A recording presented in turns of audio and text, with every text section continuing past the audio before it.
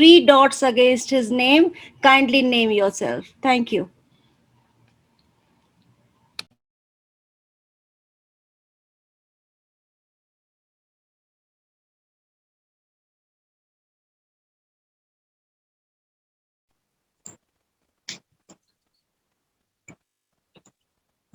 Mahadev, Mahadev, Mahadev, Mahadev. Is the audio clear? Mahadev Swamiji. All clear, Swamiji. Right.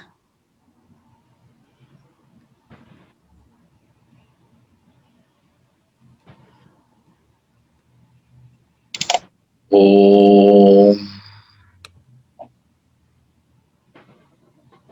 Om Yo Brahmanam Vidadhati Purvam Yo Vai Vedanscha Prahinoti Tasmai Tamha Devamatma Buddhi Prakasham Mumukshurvai Sharanamaham Prapadye. Om Shanti Shanti Shanti. Om Namo Brahmadibhyo Brahma Vidya Sampradaya Kartribhyo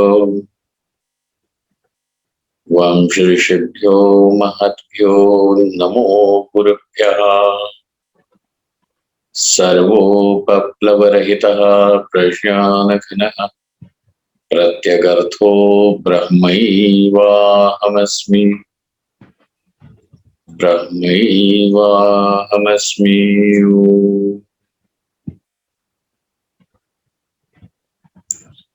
Vedantartha vibhasakaya gurave Shantaya sannyasine Nanavadi nagendra sanghapavaye Yogindra vandyaya cha Mohadhanta divakaraya bhagavat pada vidham Bibhrate Tasmai bhashyakೃತೆ namostu satatam Purnaya bodhatmane.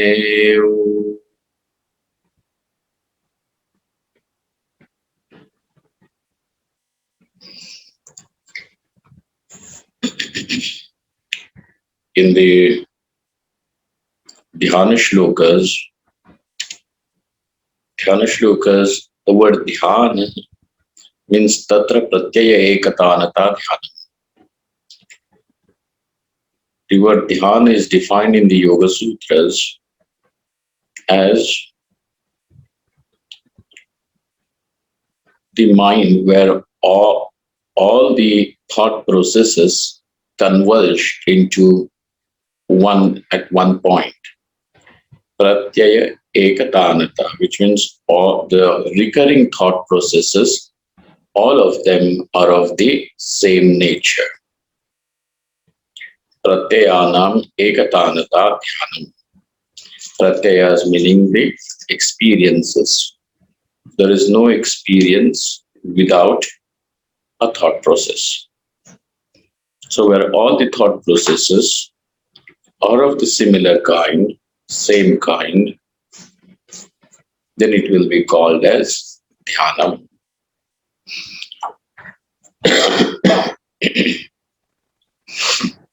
Sloka is the verse, which means the metrical presentation of the poetry. There are various meters, and this composition is called as Sloka. So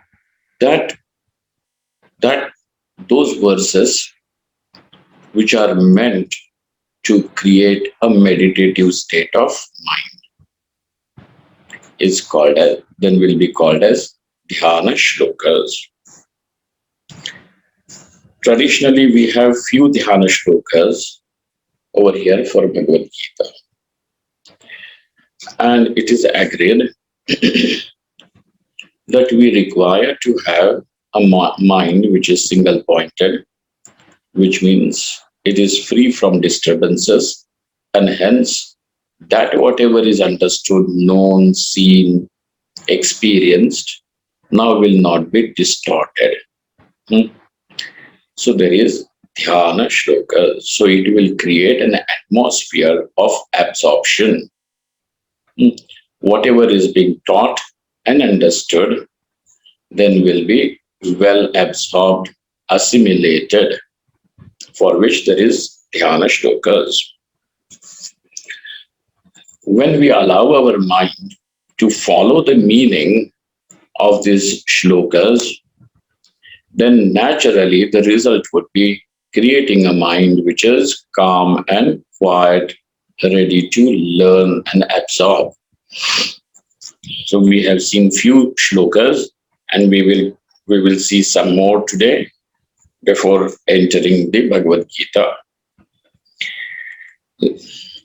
So I will recite it, not as sweetly as it has been always chanted by people who have inclination to singing and who have that, what do they call, proper aptitude for singing. Every time I have attempted singing, people have always told me that, Swamiji, it is better that you simply say things rather than chant and sing. But anyway, here I'm going to do that. It is a risk, and it is everybody is here. Om Parthaya pratibodhitam bhagavata Narayanena svayam Vyasena grathitam puranamunina madhye Mahabharatam Advaitamruta varshanim Bhagavatim Astadasadhyayinim Amba tvam Anusandadhami Bhagavad-gite Bhavadvesinim Namostute Vyasa visalabuddhe Phullaravindayatapatra netrayena Tvaya Bharatatailapurnah prajvalito jnanamayah pradipah Prapanna parijataya Totravetraikapanaye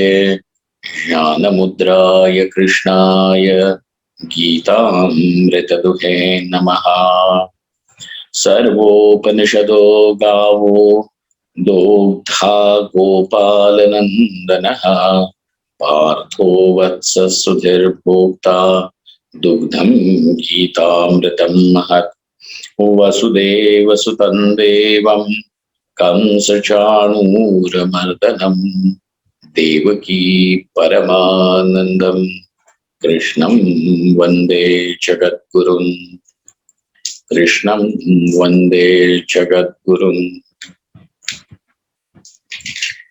In the Taittiriya Upanishad, there is a section in which the students who have finished their studies of Vedas, those who have finished their studies of the Vedas and now are ready to go back home and then take up the life of a householder. So to mark the completion of the studenthood and going back in order to assume the duties, to take the responsibility, make a new beginning in life as a householder, there is a ceremony which is done in the Gurukula, and it is called as Samavartanam. It is called as Samavartanam. In other words, in modern language, you can call it as graduation. But this Samavartana is a very beautiful thing. Not only just beautiful, but it has got, being a Vedic ritual, it also has the adrishta as its, it becomes karanam to create adrishtam, punyam too. Over there in Taittiriya Upanishad, the teacher of those students gives them one upadesh.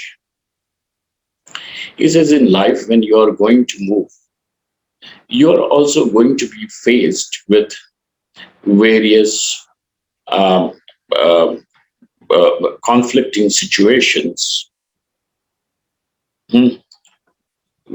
There will be situations where you need to resolve the conflict, you need to resolve, one would need to resolve and find a solution. And all of you now, since you know that throughout all our decisions, when our decisions, actions, emotions, responses are in tandem with dharma, that life will become fruitful. Okay? Such a life will become fruitful because that dharma invariably will lead the person to the quest of that what is moksha of Paramatma. It will. So now what happens in those situations where it may become difficult for one to decipher what really is dharma, what is adharma? At that time, the teacher may not be there in close proximity to advise the student. The teacher says in such times you should approach somebody whom you respect and who is from the tradition of Vedic learning. That and another thing he says, aluksha dharma kamasyu, that that these people should be aruksha, means they should not be cruel. Okay, free. Ruksha is they should not be dry. There should be consideration, huh? Affectionate people to such people. Why did I bring this? Is because Kamsa Chanura Mardanam. Shri Krishna is being Bhagavan, Shri Krishna is being praised. We are offering our salutations at the lotus feet of Bhagavan Shri Krishna, saying that he is the one who has slain Kamsa and Chanura. Kamsa was a tyrant king, and he was the personification of cruelty. So the one who has the incarnation of Shri Krishna, or every incarnation of Paramatma, has solely these three purposes. One is to protect the righteous. The righteous will be protected by inspiring the people to follow the righteousness. Okay, dharma. And another will be by eliminating those elements which will make a righteous life difficult. Adharma should be removed. Dharma samsthapanarthaya, and for this sadhu rakshanam. How will the sadhu be? So those who want moksha, by imparting knowledge to them. So these are the three in general, three purposes of the avatar. So Shri Krishna eliminates, slains, Kamsa, who then who is personification of cruelty. Now, why do you say so? Because here is somebody who already is in a supreme position as a king. Okay? He rules. So obviously everybody is subjugated by him and they are all subservient to him. Yet this person's insecurity and ambition, both of them take over in such a manner that he does not even hesitate killing newborn infants, those who are not even 24 hours old, such babies who are helpless, innocent, they also are killed by Kamsa. And not only he does not just stop there, he plants every child that is born over there under those circumstances in that particular time frame should be killed. And he arranges his army and his people to do that job. This Putana, etc., that is the team. And so the task assigned to that team was to go about killing those babies in the region. Now you see, this is the cruelty. This is cruelty. So Kamsa is cruelty incarnated. And Shri Krishna then puts an end to that, which means, in different words, creating space for compassion. Okay, so Kamsa and Chanura was a Malla. He used to do Malla Yuddha, wrestler. Now, on instructions from his master Kamsa, this Chanura, who was already a wrestler, who had proven his prowess in the entire country as a matchless wrestler. So he was on the top, the one with the gold medal, that wrestler Chanura. This Chanura wants to kill Shri Krishna, who is just an 8-year-old boy. Now a person does not even know, so he is blinded by his power. He is blinded by his success too. He is blinded.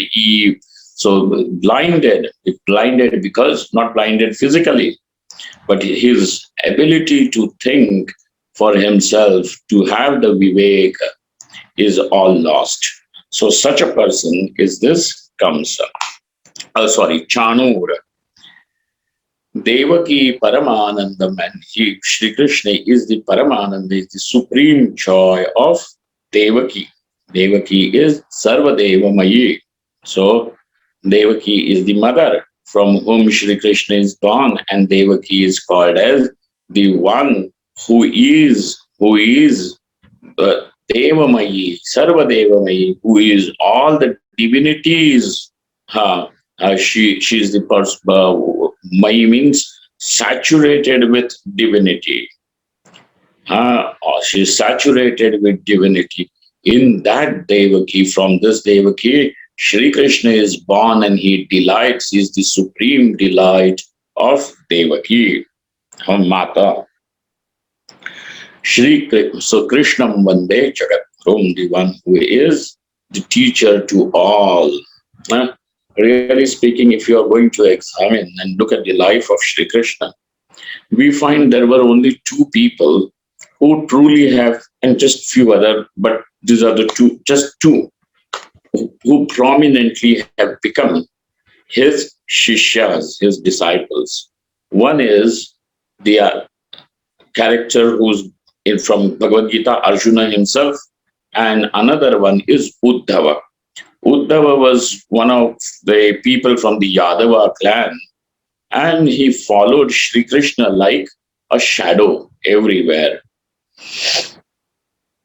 So he had extreme, devotion for Shri Krishna, and he followed Shri Krishna as to such an extent that even appearance and his expressions, appearance, his personality, Uddhava's, everything were as if like a replica of Shri Krishna. Okay, so that is Uddhava. And to this Uddhava, we find Upadesha, this knowledge being imparted, and another one is Arjuna. So there are only two disciples, and you are saying Shri Krishna is Jagat Guru. He did not go on a spree on making everybody as his disciples. Okay, come take Diksha from me, come take Diksha from me. Okay, and yet Shri Krishna is a Jagat Guru, not because he has many followers or anything. The word Jagat Guru means it is that knowledge that he has, the knowledge which has been imparted is applicable to all and everywhere, under all circumstances, in all frames of time, and therefore he is Jagat Guru. It is not cult oriented, it is not cultish, sectarian, for any community, for any race, but it belongs to all. And this is one of the indications of knowledge. Knowledge does not belong to any person, any community, any region, any race. If it is knowledge, it belongs to all. If something is a belief system, then that belief system can be of a particular community, of a sect, of a clan, of a region, of a culture, belonging to a race. But this is knowledge belongs to all. The knowledge that fire is hot belongs to each and every person, no matter who the person is, whether it is a man or a woman, rich or poor, educated or uneducated, black or white. Since it is knowledge, that knowledge belongs to all. Really speaking, knowledge belongs to the one who understands it. In belief system, it will depend on the person accepting it. In knowledge, there is no that. It is not a question of accepting or not accepting. It is only a question of understanding or not understanding. A belief system, therefore, has its own implication. It can run parallelly to knowledge to a certain extent, but knowledge by itself is distinct. And what is the role of the teacher is to give, is not that he draws certain social norms, gives certain rules and regulations to the society. Those people are social reformers or creating people who can create certain culture and certain rules, etc., for a society to live. But here we are talking about knowledge, and therefore knowledge belongs to all. What knowledge are you talking about? So primarily, the knowledge over here is knowledge of the self. Okay? Because there are these two things which constitute every experience. One is the experiencer and the object of experience. The experiencer,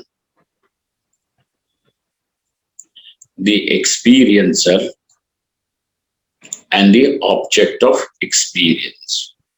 So, for example, I have got this little piece, this handkerchief over here. So I am seeing this handkerchief. So in my experience of the handkerchief, in that experience, what is there? The experiencer and now the object of experience. These two will always be present. The object of experience is world, and the one who is experiencing, seeing, illuminating this world is the self. So now, broadly, there are two things which we will say. One is that what is not the self and that what is the self. That what is the self technically is called as Atma. That what is not the self will be called as Anatma. Okay? Atma and Anatma. All that we need to understand is just what is the nature of Atma, what is the nature of Anatma. What else could be knowledge about? What else the knowledge can be about Atma and Anatma? What is the self? What is not the self. Just in understanding this, we will discover, we will also see how just this knowledge becomes the cause for release from samsara, release from dukkham, from the miserable existence. And therefore, since Sri Krishna imparts this knowledge, the source being the Upanishad, and Sri Krishna has brought it to all of us, the teachings of Upanishads are all now condensed and brought to us that itself is a nectar, but so that we can consume it. We can consume it, and this knowledge can be assimilated, for which, therefore, we say Krishna is Jagat Guru. So, therefore, salutations to this teacher of the world, Krishnam Vande Jagat Guru. So Shri Krishna over here is not in a competition of seeing how many more and more number of people should become his followers, admirers, devotees, or anything. We are not at all in competition with anyone.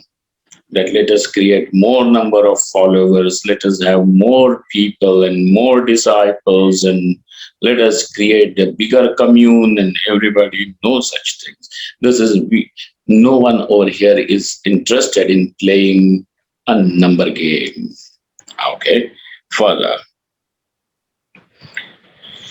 Bhishma Drona Tata Jayadratha Jala Gandhara Nilotpala Shalyagrahavati Kripena Vahani Karnena Velakula Ashwathama Vikarna Ghora Makara Duryodhana Vartini Sotirna Khalu Pandavai Radanadi Kaivartaka Keshavaha Pandavaihi Rananadi Uttirna. There is a river of battle, a battle river. Means that battle is the battle itself is considered to be a river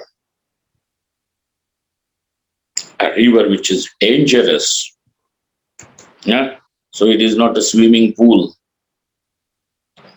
or it is not a small little bathing tub, but this is a dangerous river. And how that river is so dangerous, but that river needs to be crossed. But with so many dangers inherent in that river, how will this Pandavas be able to cross the river? So over there they say, Sotirna, Sa Uttirna Sarananadi, Pandavaihi Uttirna. The 5 Pandavas, they were able to go across this river of battle. They were able to cross this river of battle without being drowned in between, or without being drifted into the current, or swallowed by the river. Why?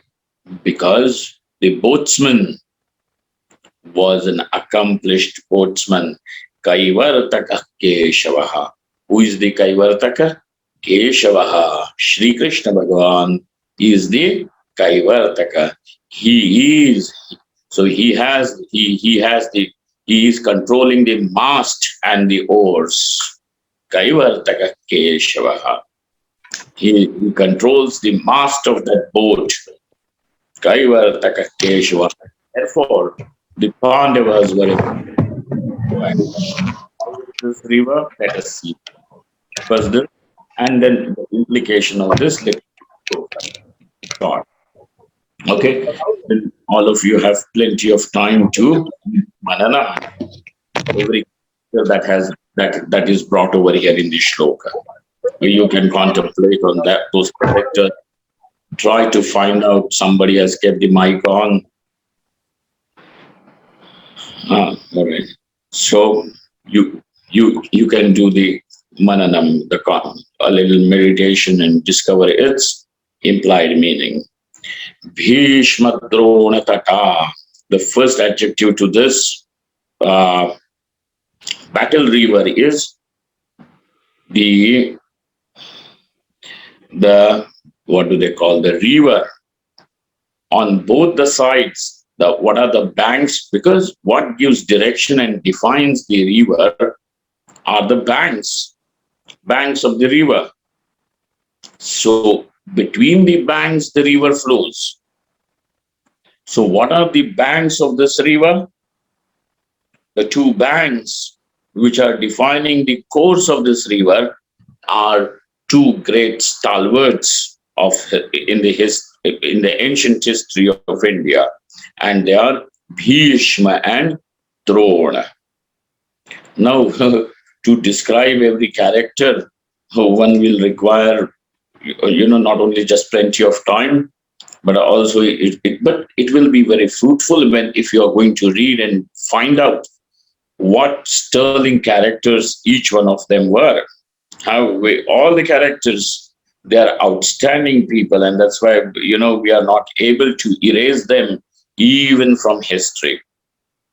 They have left a permanent mark, as if Bhishma.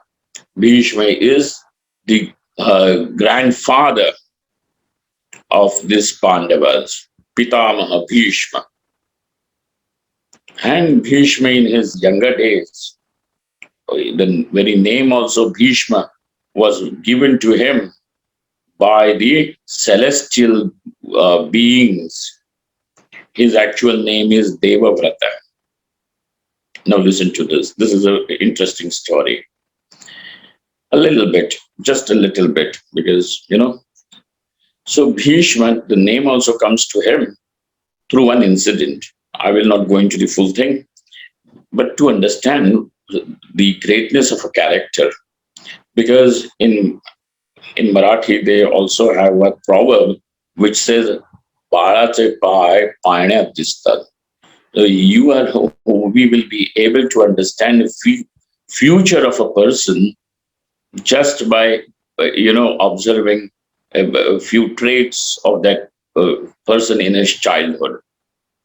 Now one will know. So Bhishma was a teenager, and his mother Ganga already had returned back to the celestial world, leaving him alone with his father. Okay, Shantanu.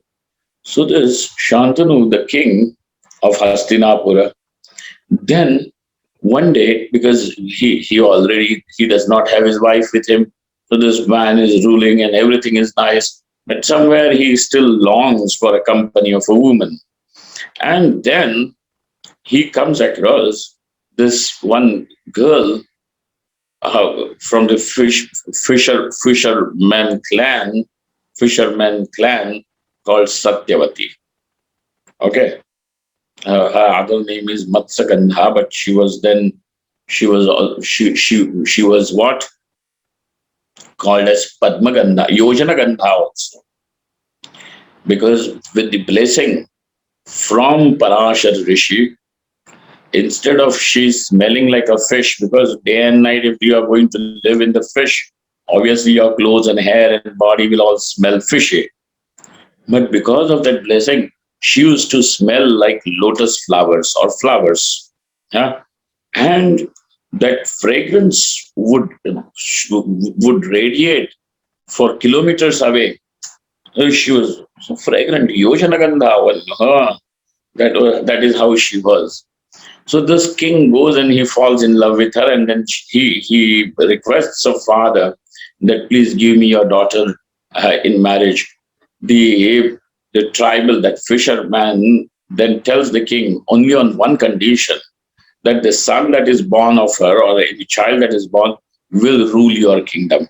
Now, by tradition, the eldest son becomes the king, and the rest of them become they assist him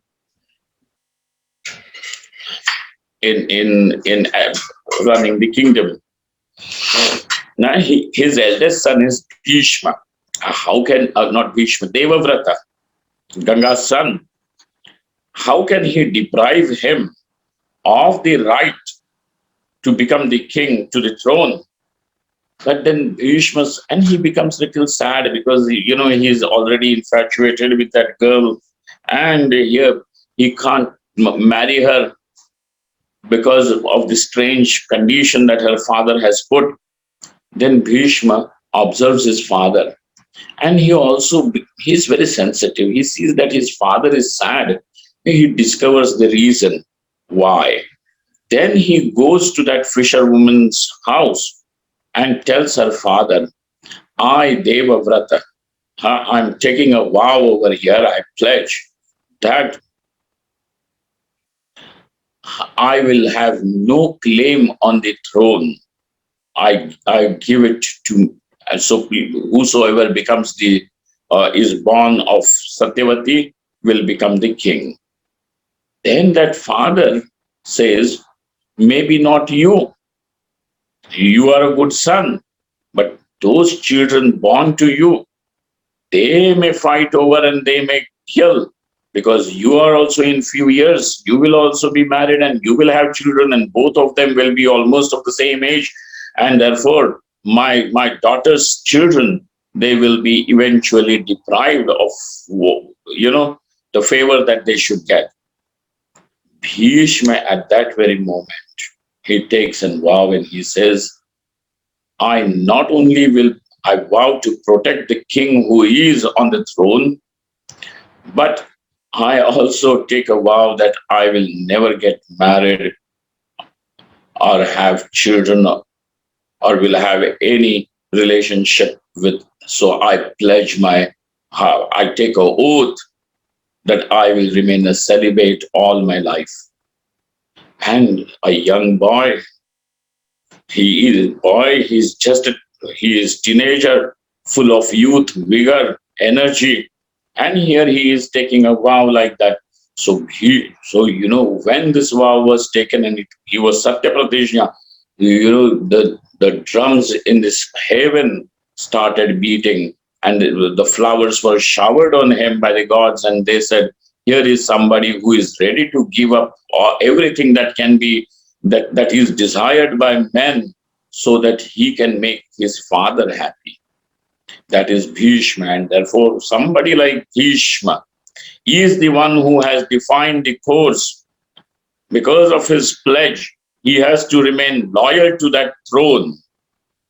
And therefore, because presently Dhritarashtra is occupying, he has to stay. Otherwise, he knows Pandavas are righteous, deserving, and they have the right over this throne. But now he is bound by his words, by his pledge, and therefore Bhishma and someone like Drona. Drona is an ace teacher of his time, and he is a teacher of Dhanurveda, of the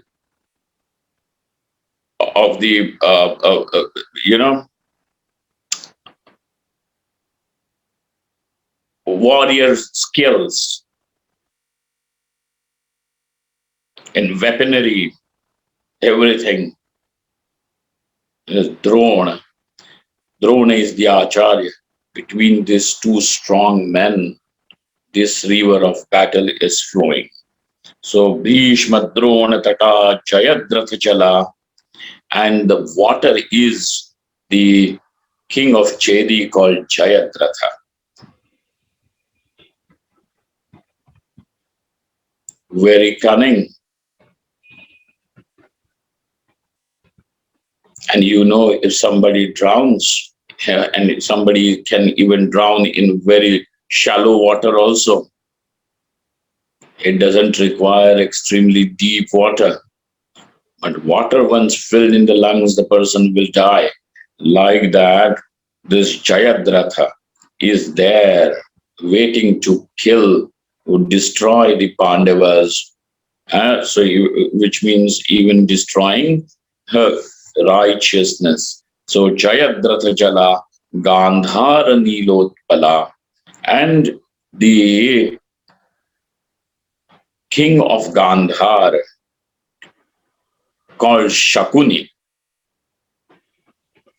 he had kept his own administration of his kingdom on one side, and he was deep into the politics to be played in this kingdom. There was a reason why he was there, but he is extremely sly and cunning. He knows that the Kauravas cannot win just through their prowess, because Arjuna being there was single-handedly sufficient enough to defeat all the Kauravas put together. Therefore, he says, not this way. We should play a game of dice. And please don't think that game of dice was a game of chance, because he had made those dices in such a way that there was the cheating, the deceit was always possible. So, on the face of it, this Shakuni was like a flower, like a lotus flower. Nice, is nice, and very jovial, etc. to all. But if you know how these lotus flowers are, the stem of this lotus goes deep down, and then they become as an entangling mesh, a web of it. So if some animal, let us say a deer or a goat, enters into that water and gets entangled into the weeds growing underwater, now will be getting entangled more and more, and eventually it will have to give up and die. Like this, the Shakuni is. From up above, he is like a flower, nice, pleasant, jovial, friendly, but down below, he is extremely scheming and cunning, sly. So this is how he has played that game of dice, brought the Pandavas down and made them go into exile. That was Shakuni's plan. So Shakuni is like that. What do they call? Like a blue flower, lotus, Gandhara Nilotpala. And this blue lotuses, if you know, they bloom at night, they say. Must be some form of blue lotuses, not all, some blue lotuses. They bloom only at night, not during the daytime, like the rest of the lotuses. So this Shakuni has his joy in darkness. So everything that is sad now makes him happy. When he sees the Pandavas sad, that is what makes him happy. And therefore, Gandhara Nilotpala, Gandhar. So this Gandhar king is how he is. He is like the blue lotus. Okay, Nilotpala. Shalyagrahavati Kripena Vahani. Then there is another king. All this is, all the kings and king's men are now there. The main characters over here. But through our discourse of Bhagavad Gita, we will be concerned with this Pandavas and this whole battle and their war only in the first chapter. And to a certain extent, second chapter, but not really all. And the rest of the body of Bhagavad Gita is the discussion on Atmajnanam, Brahmajnanam. So all this will remain on one side, but we will see this. We are talking about the battle river, who is now Shalya. Shalya was another king and Grahavati. So Shalya is it is that river has got Shalya as the what do they so as a crocodile. There is a difference between crocodile and what do they call alligators, or a big fish, a dangerous fish which can attack like a shark. Graha. Shalya Grahavati. It will come from beneath and will attack. The person will not even know. He is, the danger lurks so close to him. Shalyagrahavati Kripena Vahani, and Kripacharya is, Kripa is the brother-in-law of Dronacharya, and he also is the teacher. Along with Dronacharya, he follows Dronacharya in imparting this knowledge of weaponry and archery, etc., to all these princes and of the warrior clan. So Kripena Vahani, but this Kripa is the current. Vahani is the current of this river. You know, from up above, if you look at the river, it looks very, very calm and peaceful. Step into it, and then you will experience that this current sweeps you away, because current is something that is underneath the top layer. Vahani Karanena Vela Kula, and this river is extremely turbulent with waves, is extremely turbulent with, and the turbulence of this river is Karana. You find out all these characters everywhere, and you know, even their personalities. Ashwathama Vikarana Ghora Makara. The Ghora Makaras, the dangerous crocodiles over here are Ashwathama and Vikarana. Duryodhana Vartini. And with all these things, Duryodhana is the whirlpool, a massive whirlpool. Caught in it, escaping from it is difficult because it will drown for sure. With all these dangers in that battle river, the Pandavas still were able to go across. So Sa Rananadi Uttirana crossed over. By whom? Tirna, by the Pandavas, unharmed. They were able to go across Kaivartaka Keshavaha. Now, one thing to be noted over here is that all of us are also in some sort of battle all the time. It may not be a civil war like the Mahabharata. Mahabharata war is something that defined the course of Indian history, and till date, not only just the war, but all these characters also have defined the spiritual personality, the religious personality of the country. So over here, Kaivartaka Keshavaha, all these people, we all have to face some battle, some conflict all the time. Thus, the whole life is a big chain of strife. Then how is one, because with all these many dangers and challenges that we have to face, how would we be able to go across? Going across means not getting caught up in all these things, but we are able to go across and realize the very true purpose of life. The true purpose of life would not be just having a few more cars, a little more property, more investment, more popularity, more pleasures. But the true purpose is all of us.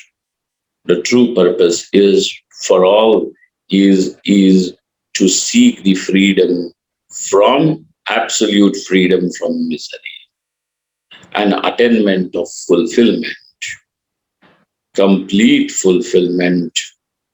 And that is so dukkhasya nivrittihi paramanandasya praptihi. This is the true purpose. But not knowing that this is our true purpose, we again and again are deluded, misguided, derailed by our own delusions, by ignorance. Then how would we be able to go across this battle and free oneself from all conflicts and be in that state from where the conflicts have been resolved? The battle is all silenced.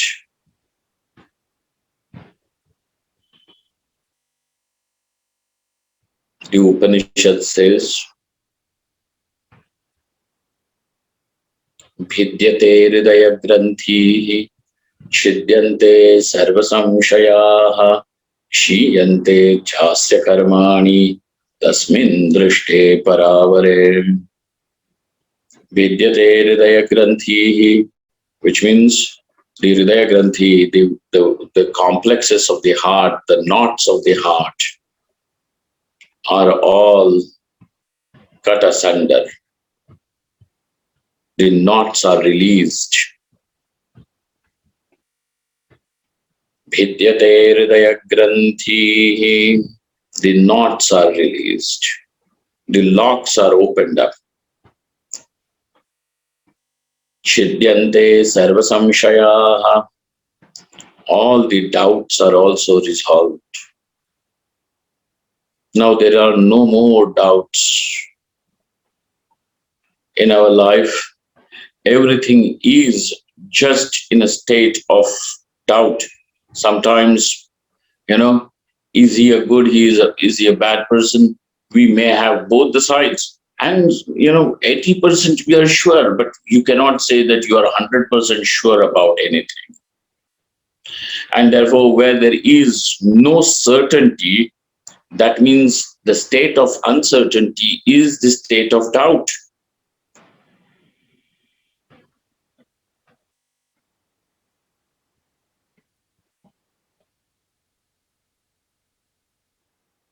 Is the state of doubt.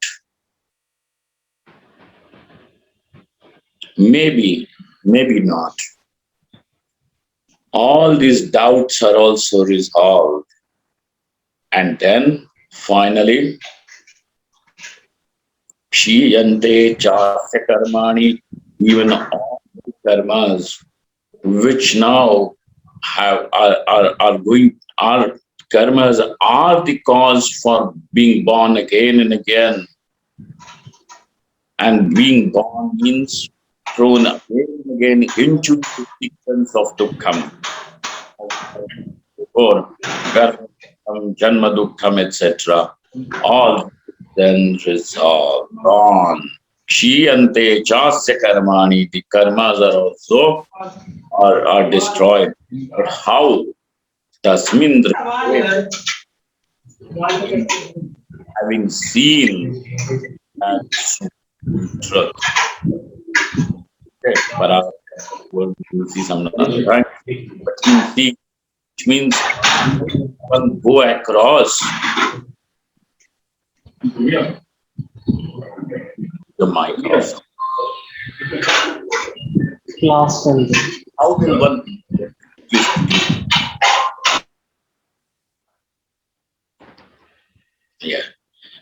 how will one be able to go across these battles of life and be in that, see that place which is now peaceful, which is free from all conflicts, free from all misery, and arrive there where there is absolute satisfaction, fulfillment. And this shloka now suggests Kaivartaka Keshavaha, where Sri Krishna becomes your boatsman to take you across, which means that now this knowledge of Bhagavad Gita is what can take you across. Okay, Sri Krishna over here is that knowledge itself. Okay, Kaivartaka Keshavaha Parasharya Vachasarojam Amalam Gitarthagandhotkatam Nanakyanaka Kesaram Harikatha Sambodhana Bodhitam Loke Sajjana Shatpadaira Haraha Pepiyamanam Muda Muha Bhuyad Bharata Pankajam Kalimala Pradhamsina Shreyase. Now may this Bharata Pankajam, may this, the lotus of Mahabharata, lead us to the Nishreyas, to the highest good, to the supreme attainment of life. How, what is this Bharata? Parasharya Vachas Saroja Mamalam. It is the lotus born in the from the words of in the pond, which are the words of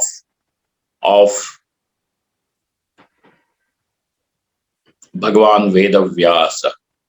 Parasharya Vachaha Sarojam Amalam. The words of Bhagavan Vyasa Vachaha Sarojam Amalam. These very words are the blemishless lotus. Gitarthagandhotkatam. And this lotus has got the fragrance, the intense fragrance is of this lotus is Bhagavad Gita. Gitarthagandhotkatam. Nana Kyanaka Kesaram. The very filaments of this lotus, all these filaments of the lotus are various kathas, various different episodes over here. Nana Kyanaka Kesaram Akhyayika means that through which the process of learning becomes interesting and easy. So such that those stories, those incidents now are called as Akhyayikas, which help you understand a deeper meaning. So Akhyayika, that is the Kesaram, this is the filament over there. Harikatha Sambodhana Bodhitam.